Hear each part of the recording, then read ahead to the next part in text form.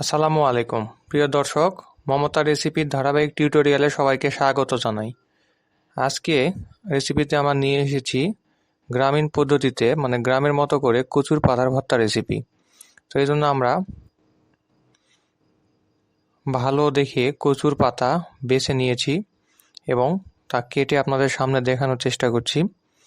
তো আমরা দেখে শুনে বেছে নিয়েছি, খুব একটা বেশি বয়স্ক দেখে নেইনি, ছোট সাইজ মাঝারি সাইজ দেখে নেওয়ার চেষ্টা করেছি। তারপরও আমরা আরেকবার চেক করে করে কেটে নিচ্ছি। তো আপনারাও এভাবে ফ্রেশ করে কেটে নেবেন। বাজার থেকে আনলে সাধারণত দেখে শুনে বেছে কেটে নেবেন। তারপর আমরা এটিকে ফ্রেশ পানি দিয়ে ধুয়ে এখন ভর্তাটি বানিয়ে নেব। তার জন্য পরিমাণ মতো রসুন, পেঁয়াজ কুচি, কাঁচামরিচ দিয়ে দিলাম। তারপর আইডিয়া করে পানি দিয়ে দিলাম।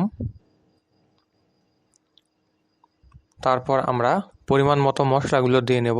তো প্রথমে আমরা লবণ দিয়ে দিলাম পরিমাণ বুঝে, আপনারা আপনাদের পরিমাণ বুঝে ব্যবহার করবেন। তারপর দিয়ে দিলাম হলুদ গুঁড়া, পরিমাণ বুঝে অবশ্যই ব্যবহার করবেন। তারপরে দিয়ে দিলাম রান্নার তেল, আমরা সাধারণত সরিষার তেলে রান্না করছি, আপনারা চাইলে অন্য তেল ব্যবহার করতে পারেন। তারপর আমরা একটু ভালো করে নেড়ে চেড়ে দিলাম এবং হলুদ, লবণ ও মরিচগুলোকে একটু মিশিয়ে নিলাম।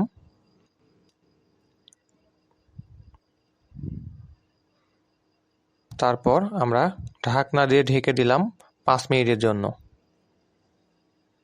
ফিরে এলাম 5 মিনিট পর। চুলার আঁচ আমরা মিডিয়ামে রেখেছিলাম, দেখতে পাচ্ছেন এগুলো একটু সেদ্ধ হয়ে গেছে। তারপর আমরা কচুর পাতাগুলো ধুয়ে রেখেছিলাম সেগুলো দিয়ে দিলাম। তো যদি আপনাদের পরিমাণ বেশি হয় আর পাতিল যদি সাইজ একটু ছোট হয় তাহলে চিন্তার কোনো বিষয় নেই, অল্প অল্প করে দেবেন। একবার দিয়ে 2-1 মিনিট দেরি করার পর আবার যখন দেবেন তখন দেখবেন আস্তে আস্তে সেদ্ধ হবে এবং আস্তে আস্তে কমে আসবে। প্রথমে অনেক দেখালেও ঢেকে দিলাম আমরা। 5 মিনিট পর ঢাকনাটি সরিয়ে দেখতে পাচ্ছেন অনেকটা কমে এসেছে। তো আপনারা এইভাবে ধাপে ধাপে দিবেন। আমাদের যেহেতু অল্প আমরা একবারে দিয়ে দিলাম, তো বেশি হলে 2বার 3বার 4বারে দিবেন। তো 5 মিনিটে দেখতে পাচ্ছেন হালকা একটু সিদ্ধ হয়েছে। আমরা একটু নেড়ে চেড়ে দিয়ে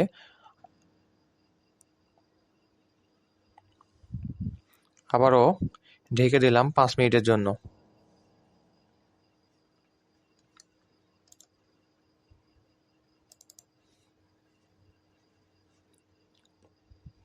5 মিনিট পর ঢাকনাটি সরিয়ে দেখতে পাচ্ছেন রস অনেকটা কমিয়ে এসেছে এবং পাতাগুলো বেশ সেদ্ধ হয়ে গেছে।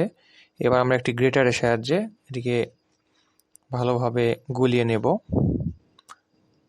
আস্তে আস্তে করতে হবে, তবে অবশ্যই সাবধানতা অবলম্বন করবেন যেন গায়ে ছিটকে না আসে। আস্তে আস্তে ধরে ধরে এটির সাহায্যে চাপ দিয়ে আস্তে আস্তে এটিকে গলিয়ে ফেলবেন। যতটা বেশি গলিয়ে ফেলতে পারবেন ভর্তা ততটাই বেশি সুস্বাদু ও মজা লাগবে। তো আমরা আস্তে আস্তে এটিকে করছি সাবধানতা অবলম্বন করে এবং আপনাদেরকে দেখানোর চেষ্টা করছি পুরো প্রসেসই। অনেকে আছে আবার পাটাই পেশে অথবা ব্লেন্ডারে দেয়, তো আমরা সাধারণত সহজভাবেই দেখালাম।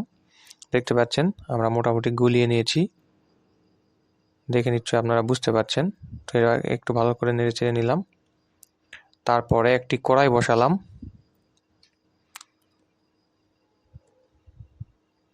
কড়াই একটু গরম হলে তেল দিয়ে দিলাম পরিমাণ মতো।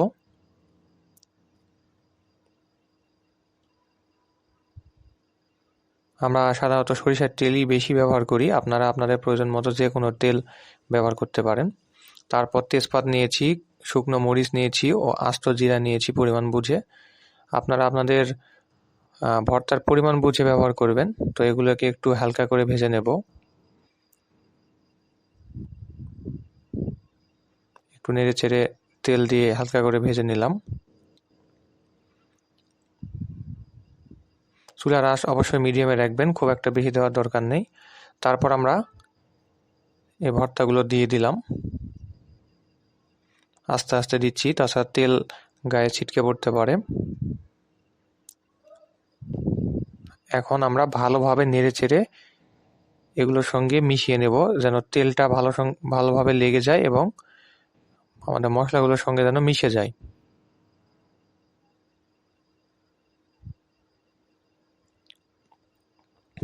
দেখতে পাচ্ছেন আস্তে আস্তে আমরা নেড়েচেড়ে ভালোভাবে মিশিয়ে নিলাম।